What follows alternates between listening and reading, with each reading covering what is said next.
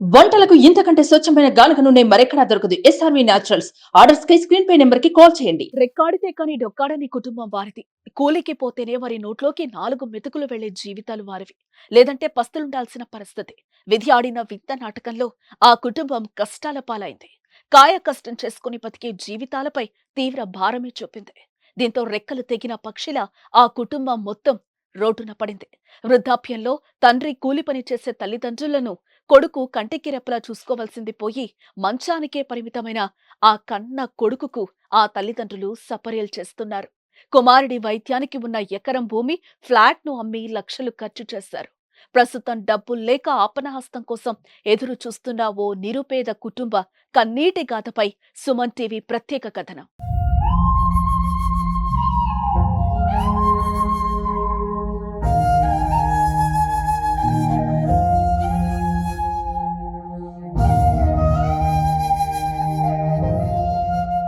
యాదాద్రి భువనగిరి జిల్లా మోత్కూరు మున్సిపల్ కేంద్రం సుందరయ్య కాలనీలో నివాసం ఉంటున్న వల్లాల సత్తయ్య, అనసూర్య దంపతులు.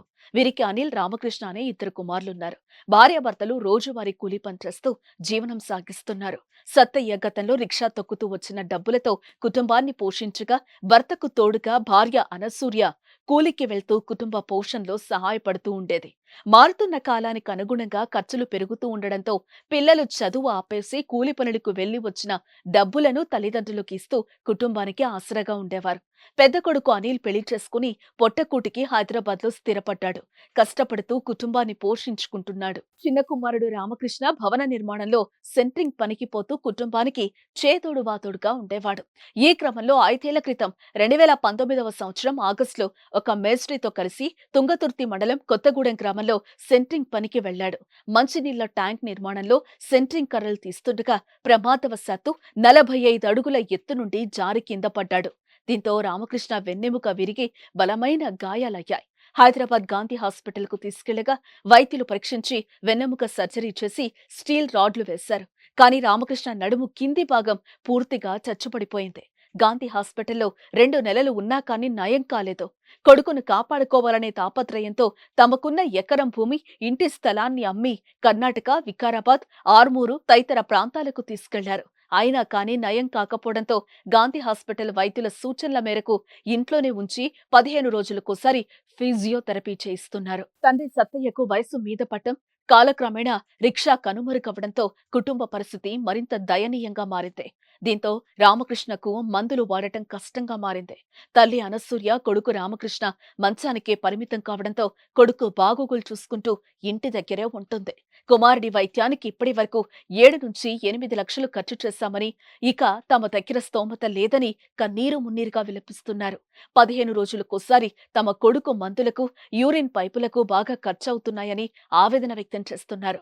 తమ కుమారుడు తమను సాకుతాడనుకుంటే తామే కుమారుడికి ఇలా సేవలు చేస్తున్నామని గుండెలు పగిలేలా రోదిస్తున్నారు. ఒకవేళ భవిష్యత్తులో తమకేమైనా జరిగితే తమ కుమారుడు పరిస్థితి ఏంటని ఆందోళన చెందుతున్నారు. ప్రజాప్రతినిధులు, అధికారులు, దాతలు ముందుకొచ్చి తమ కుమారుడి వైద్యానికి సాయం చేయాలని చేతులు జోడించి అర్థిస్తున్నారు. ఒకవేళ సహాయం చేయాలనుకునేవారు 6304459926 అనే నెంబర్కు ఫోన్ పే, గూగుల్ పే కానీ చెయ్యాలని తల్లిదండ్రులు వేడుకుంటున్నారు.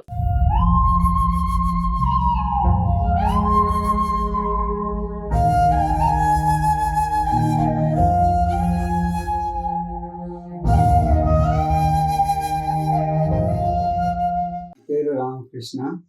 మాది మోత్కూరు.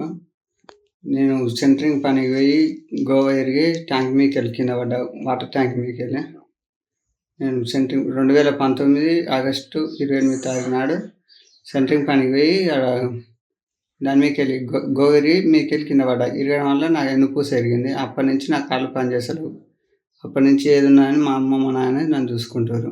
చెప్పారు మా అమ్మ, నాయన. మా నాయన కూలి గొర్రెల కాడ జీతం ఉండు, మా అమ్మేమో కూలి 4 పోయి నన్ను సాకుతుంది. నేను మంచిగా ఉంటే చాలా ఇట్లా ఉండడం వల్ల నాకు చాలా ఇబ్బందిగా ఉంది. నేను వాళ్ళని చూసుకోవాల్సింది పోయి వాళ్ళే నన్ను చూసుకుంటుంటే చాలా బాధగా ఉంది నాకు.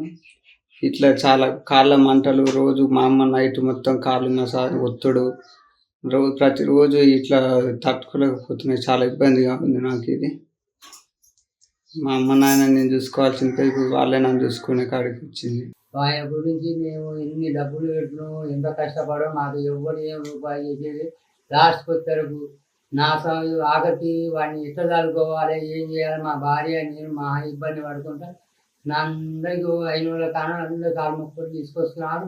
ఎన్ని హాస్పిటల్ తీసుకొచ్చినో, ఎక్కడ తీసుకొచ్చినో అందరు మీకు తెలిసే ఉంటుంది. మీకు నా కొడుకు గురించి మీరందరూ నా కొడుకు చేసి నడవాలనుకుంటే మాతో వస్తారు అని అవతలకి దిష్టి కన్నా పోయి కడుక్కుంటే మాకు ఏ ఇబ్బందులు అని అనుకుని నేను పెద్ద మనిషి అయినా నా కొడుకు ఎక్కడితో సాగుకుంటున్నా. మీ అందరు నమస్కారం పెట్టు. నా కొడుకు మీరు ఎవరన్నా యాదుకుంటే ఇంకా ఏ హాస్పిటల్కైనా తీసుకోపోతే ఇదే మీ అందరికీ నమస్కారం. మేము కూలి నాని చేసుకుంటాం, ఎక్కువ చేసుకొని బతికేదే మాకు అందరికి నా కొడుకు మమ్మల్ని చూస్తాడు అనుకున్నాం, కానీ నా కొడుకే మమ్మల్ని చూస్తాడు అనుకున్నాం. నా కొడుకే అడ్డం పడుతుంది. ఇప్పుడు మమ్మల్ని చూసేవారు ఎవరు లేరు. మా ఆయనకు కన్ను కనరావు, సరిగా చేత కాదు. ఇప్పుడు ఆయన కూర్చో ఇప్పుడు నేను పోతే నేను ఒకదాన్ని కూలి పోతున్నాయి, వాళ్ళిద్దరిని చాలాలి. ఎవరు పెట్టేవాళ్ళు లేదు. ఎక్కడ చేసినా ఎక్కడెక్కడ దవాఖానలు హాస్పిటల్ తిప్పినా కూడా తగ్గలే. నా కొడుకు ఇంకా అట్నే ఉండిపోయింది. ఎవరు ఎందరికీ ఆడ అప్పు చేసి పెట్టినా కూడా తగ్గలేదు. ఎవరన్నా అందరికీ నమస్కారం చేస్తున్నా. దాతలు ఉంటే సాయం చేస్తే నా కొడుకుని ఇట్లా నడిచేటట్టు చేసుకుంటాం. సహాయం చెయ్యండి. సుమన్ టీవీలో మీ పర్సనల్ అండ్ బిజినెస్ ప్రమోషన్స్ కోసం కింది నెంబర్కి కాంటాక్ట్ చేయండి.